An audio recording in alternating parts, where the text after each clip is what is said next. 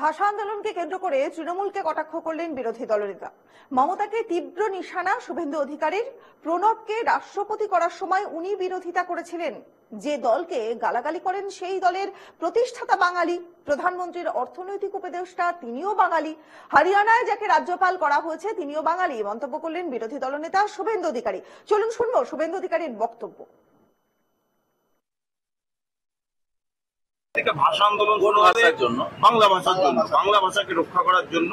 বাংলা ভাষার বিভিন্ন রাজ্যে বাংলা ভাষার উনি কে? বাংলা ভাষা রক্ষা করার উনি কে? ওনাকে কে সেই হকদারি দিয়েছে? যায়নি যেদিন প্রণব মুখার্জিকে রাষ্ট্রপতি করার কথা বলা হয়েছিল বাঙালিকে, সেদিন প্রথম বিরোধিতা উনি করেছিলেন। আর উনি যে পার্টিকে গালাগালি করেন সেই পার্টিটাকে বাঙালি প্রতিষ্ঠা করেছে, ডক্টর শ্যামাপ্রসাদ মুখার্জি। আমাদের বর্তমান প্রধানমন্ত্রীর অ্যাডভাইসার ছিলেন লেট বিবেক দেবরয়, বাঙালি। অর্থনৈতিক উপদেষ্টা যিনি আছেন সঞ্জীব সান্যাল, বাঙালি। কয়েকদিন আগে কেন্দ্রীয় সরকার একজন কৃতি অধ্যাপক অসীম ঘোষকে হরিয়ানার রাজ্যপাল করেছেন, বাঙালি। সব কথা এখানে না বলেই